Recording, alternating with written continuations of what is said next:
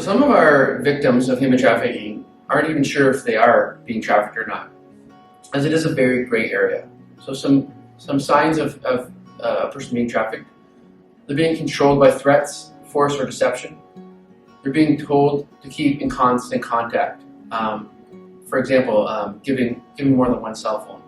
Another example is I always have your location shared with this certain person. They want to always know where they are. Receiving expensive gifts. Often I'll say to young women, is it too good to be true? Then maybe it might be. We talked about earlier about being isolated from friends and family. So traffickers do not want their victims to be in contact with their family, do not want to be in contact with their friends.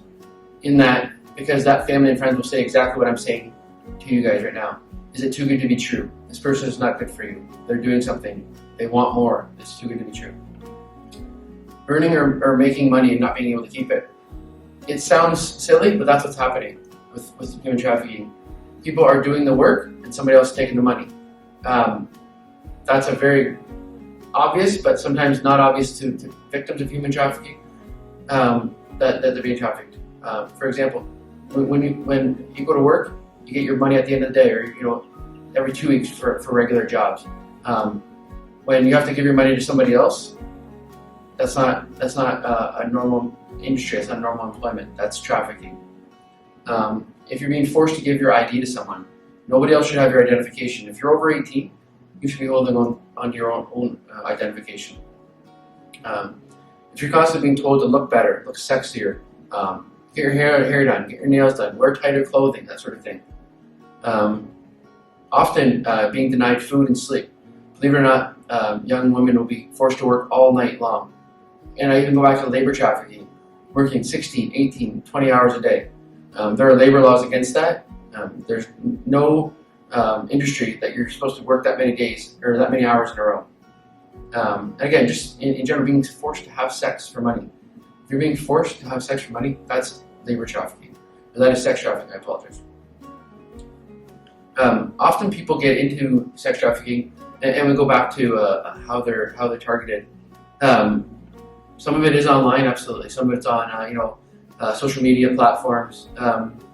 Also, a lot of it is putting yourself in vulnerable situations. The wrong crowd, hanging out with people that you shouldn't be. You're seeing drugs around, guys with guns, that sort of thing. Traffickers will exploit those type of people, and they'll exploit that vulnerability of them. Anyone can be a victim of human trafficking.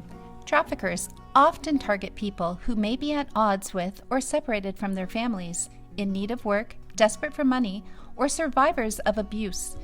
Based on available government data and resources, in Canada, human trafficking most often affects women and girls, youth and young adults, Indigenous people. Many factors are at play, but traffickers most often tend to target people who are young, female, have suffered abuse and violence, Indigenous or from racialized communities, LGBTQ2+, living with disabilities, migrants or new immigrants, struggling with money, in foster care, unaware of their rights, working in remote areas, isolated from social supports. Human trafficking can be hard to spot. Victims are often forced to maintain a low profile in public, which is why it's so important to learn how to recognize the signs of someone being trafficked. You could help save someone's life. Here are some situations, behaviors, and visible warning signs to look out for. Situation: someone has recently been offered work, but they receive a contract in a language they do not understand. They have to pay for the opportunity. The job seems too good to be true. They must relocate but are given few details. Or someone who is suddenly showered with gifts or money. Developing a close, fast-moving relationship, possibly over social media. Distancing themselves from friends and family in a controlling relationship. Behavior: someone who is trafficked may have another person speak for them, talk in a rehearsed way, be escorted at all times, not control their own mobile phone, be unable to contact family or friends, move often, be anxious, submissive, withdrawn, appear afraid of making their partner, boss, mad, fear authorities, avoid eye contact. Appearance.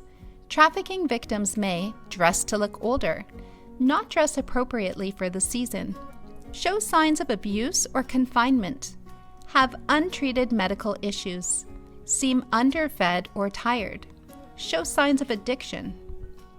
Possessions. Trafficking victims may have few or no personal belongings, no bank account or financial records, no passport or ID, or a false ID, no cash or excessive amounts of cash, no mobile phone or more than one, several hotel keys,